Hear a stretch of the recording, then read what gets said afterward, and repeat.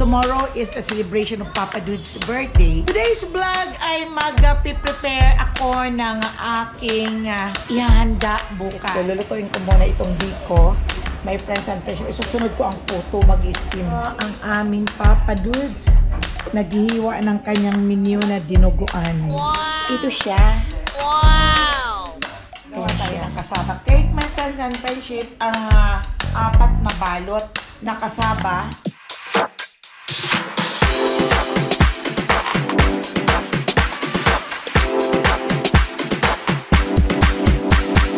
Subscribe na! What's up? Welcome back to my channel, my friends and friendship. And ito na naman si Mama Ella at bumabata sa inyo ng magandang umaga dyan sa Pilipinas at kung saang mga ibang lugar ay good evening at good morning or basta, bahala na kung ano dyan. Basta ngayon ay hapon ng Friday. Tomorrow is the celebration of Papa Dude's birthday. Today's vlog ay mag-prepare ako ng aking ihanda bukas. Gagawa ng favorites ng everyone na dinuguan, na maasim-asim. At ano ba yon, yung kaldereta at pansit, kari-kari. Maraming gagawin ngayon. We're gonna start doing now. Ang unahin ko ngayon, my friends and friends, ay gagawa ko ng biko, yung dessert. Gagawa ko ng biko. Kaya unahin ko muna yung biko. Nagsaing na ako ng malagkit. At ito, nagre-ready na ako ng aking gagawang latik. Gagawaing latik. Ayan, nagsaing na ako. Ayun. So, nagre-ready na talaga kami para naman bukas ay hindi na masyadong busy. Ang imamarinate ko lang ngayon ang aming hihiwain ngayon. Imamarinate namin para easy na lang bukas ng umaga. Gigising ako ng maaga na maluto. Gagawa pa pala ako ngayon ng puto. Yung puto bigas, my friends and friendship. Pero unahin ko muna itong latik. Latik. Okay, so abangan na lang niyo ako my friends and friendship sa aking mga ginagawa today at tonight, dahil ang time na is almost 5 o'clock na. At alam yung kakakain lang naming dalawa ni Papa Dudes. Ay nagnilaga. Ano yung leg ng pork, nilagyan ko ng papaya at pitsay. Ginisa ko muna siya sa bawang, sibuyas at luya. Ginisa ko yung pork leg at ayan na siya, may toyo. Ayan. Mainit-init pa yan. At meron pa pala ako ditong for turon. Gagawin namin, babalutin namin mamaya para bukas magpiprito na lang. Ayan. At ang mga hihiwain ko ay ito. Bali, 2 can lang ito ng gata. Nagustuhan ko itong aking gata dahil madali siyang gumawa ng latik. Kaya dyan lang yan. At i-separate kasi yan, my friends and friendship. I-separate yan kasi sa garbage. Sa recycle kasi yan. Kaya ilalagay ko lang siya rito. Ayan. Ilalagay ko lang dyan. Okay. Naglagay ako ng mask. Dahil magaling na kasi ang ubo ko at sipon. Sikas na naman yan ang sinisipon at inuubo. Kaya nagtatakip ako dahil baka naman bumalik na naman ang ubo at sipon ko. Ayun, titingnan natin my friends and friendship ang ating sinaing na. Ayan yung malagkit. Haluin ko muna siya. Hindi ko na i-rice cooker. Dahil maliit lang kasi ang rice cooker namin, hindi madami.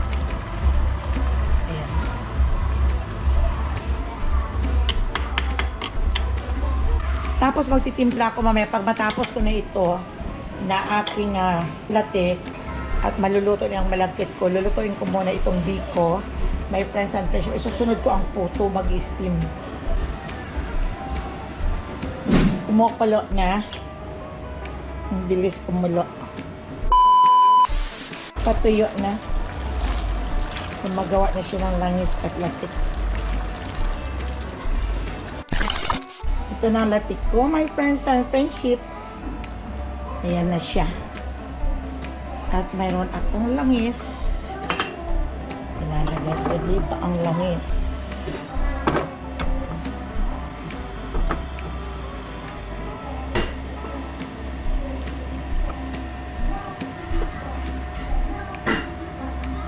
Next, gagawa ko ng biko. 3 can lang ito ng gata. At mamaya ko natitimplahan ng sugar pag kumulo ng kumulo.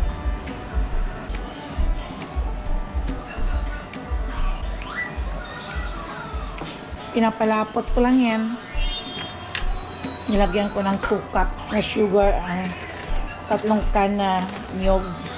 Pero titimplahin ko pa yan pag matabang, dadagdagan ko pa. Kuloan na, my friends and friendship. Dami kong trabaho ngayon. Malamang na malilate na naman akong pagtulog nito. Bukas ang umaga, maaga pa akong gigising para mailuto ko na. At kasi 3 o'clock ang invitation na magpunta dito ang bisita. Magde-decorate pa dito sila sa umaga. Kaya bukas ko na lulutuin yung dinuguan at saka kung ano pa. Okay? Kaya ngayon puro mga dessert. Gagawa pa ako ng puto. Bilis ng aking biko, my friends and friendship. Maputla dahil ang kulay ng asukal ko ay hindi tulad sa atin. Kaya yan ang latik na. Pero masarap siya, my friends and friendship, dahil lutong-luto. Yan, hindi ko na pinakita sa inyo. Ganun lang ang aking paggagawa at gagawa ko ng puto maya-maya.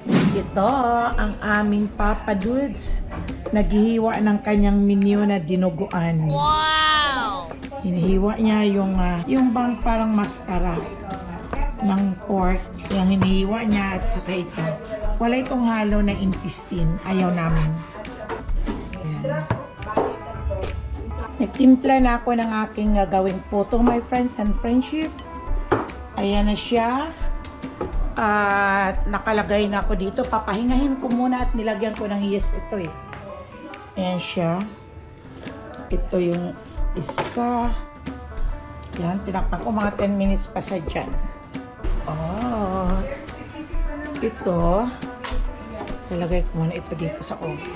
At magpapakulo na ako ng aking tubig para ma-steam. Ayan yung sa pancit ni Chanel. Busy-busy din siya. At ito naman ang aking Papa Dudes. Tumayo ko na dyan, ako nang gagawa niyan. Ako na. Alis ka na dyan. Sira, iwanan mo na dyan. Iya ako na bahala. Hold on. Ay. Let's go. Iwa-iwa na tayo.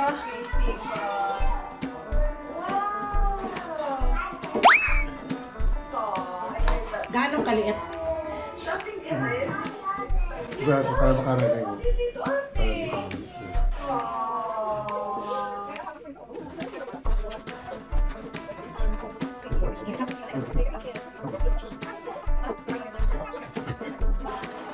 Ganon kami, my friends and friendship. Pag may mga okasyon, kami lang ang nagluluto. Oo, dyan the camera is there. Kami lang nagluluto. Hindi kami bumibili ng ulam para ipanghanda. I wanna do that. Imamarinate ko lang ito.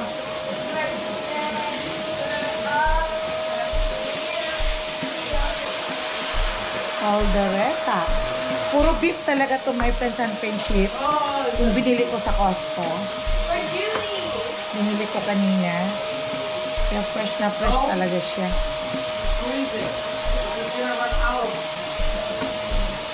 Yan na siya, my friends and friendship, oh. Ayan. At ang ginawa ko palang puto, my friends and friendship.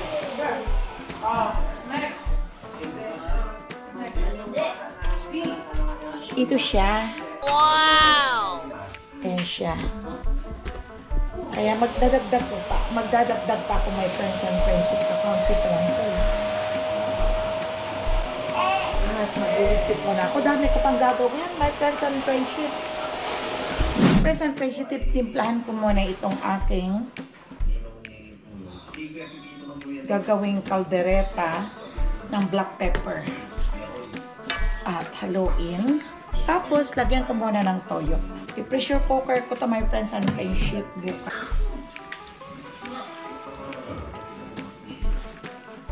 Hindi ako nakabili ng ng pickles.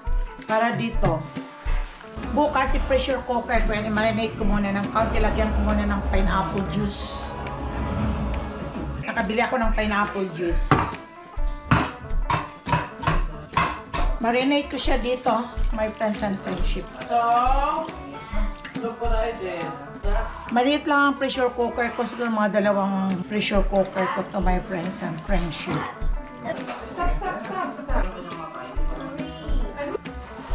Okay. Tabi ko muna to. Kumain ako, my friends and friendship, pero hindi pa ako nakainom ng tubig. Sa kakabisik ko. At iiwanan ko lang ating luluto, ang aking mga ipiprepare ngayon. Hindi pa ako tapos. At punta ko muna sa Papa. Ida-dialysis ko muna para maka-okay na siya doon. Inom muna tayo ng gamot.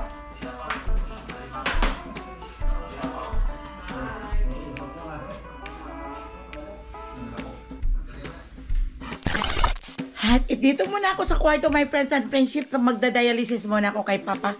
At sabi niya, sa birthday ko, baka mamaya mag-dialysis ka ng late. Alas 11 na, nandito yung mga bisita, nakahiga pa rin ako, nandito pa ako. Sabi niya, dialysis muna ako, iniwanan ko muna doon ang trabaho ko. Papa, say hi! Hi.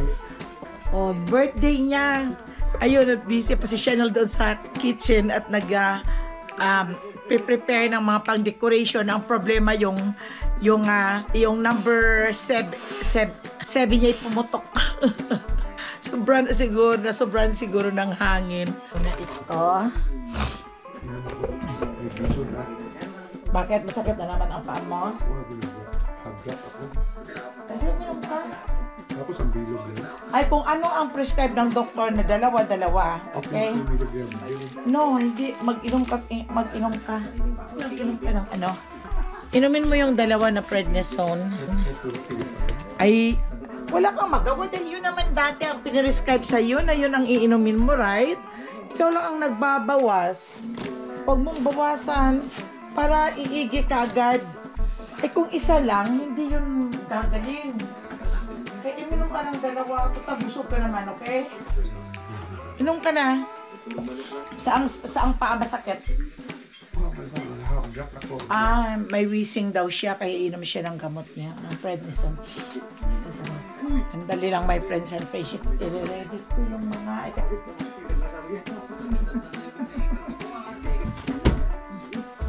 Sari-sari ang mga ginagawa ko, round ko, my friends and friendship. Di pa ako tapos doon sa kusina. Unahin ko muna siya para makapagpahinga na si Papa doon. Sandali lang, my friends and friendship. Gawa tayo ng kasaba cake, my friends and friendship. Ang 4 na balot na kasaba at 4 din na balot na yung coconut shredded. Yun ang aking ginawa at 4 na itlog.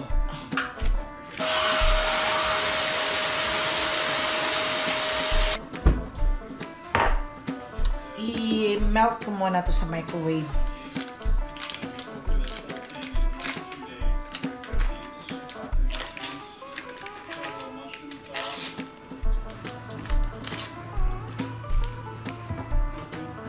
Masarap kasi, my friends and friendship, kung maraming butter. Yung sagad siya sa butter. Unsalted naman itong butter ko.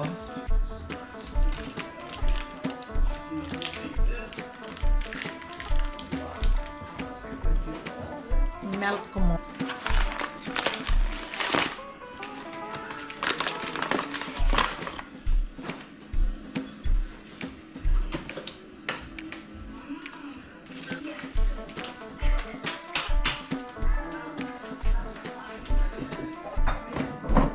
One and a half cup ng sugar. Ito yung melted butter. Oh, yeah. And then mix the milk.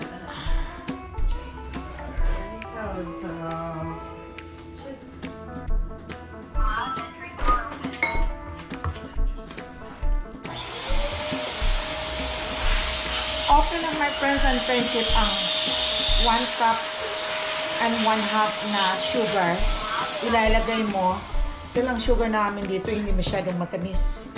Pero, dahil matamis naman ito pag maluto, dahil pagka luto nito, ay lalagyan mo ng topping ng condensed milk. At dinadagdagan ko ng itong gata ng nyug. Isang lata.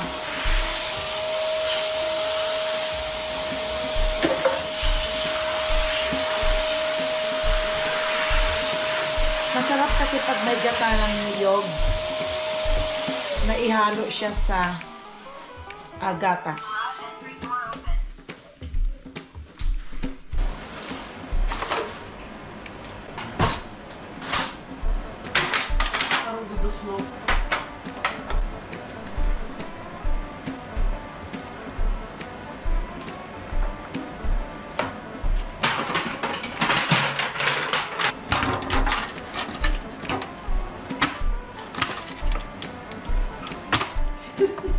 With banana too?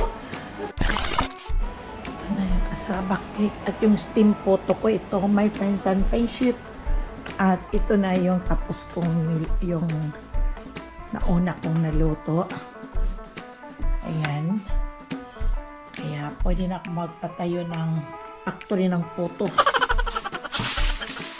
Ayan muna. At ito ay lalagyan ko ng sandali. Iniyan siya, lalagyan ko ng condense my friends and friendship. Lagyan ko ng condensed milk ang topping ng aking kasaba cake. Papupulahin ko pa muna siya bago ko hanguin. Pabalatan ko muna itong patatas para sa akin bukas na kaldereta. Ay, kasamad. Si isud lang. Oo. Mama Ella's photo. Wow! At luto na itong my friends and friendship kasaba cake. Lapit na mag 1 o'clock, patapusin ko lang ito. Ayan ang aking kasaba cake. Ilalabas ko na para dito na lang siya sa labas. Look, tingnan niyo yan. Ella's kasaba cake. Iwan ko lang dito siya sa ilalim para maluto pa. I-off ko na lang. Okay, stop ko. Malapit mag 1 o'clock. 10 minutes. Ito. Labahin. Okay, hanggang sa muli natin pagkikita bukas ulit sa birthday party ni Papa doon sa video ko rin. I-vlog ko para makita din ninyo. At sa muling pagkikita natin at don't forget to subscribe Mama Ella channel and always like. Thank you very much. Bye-bye.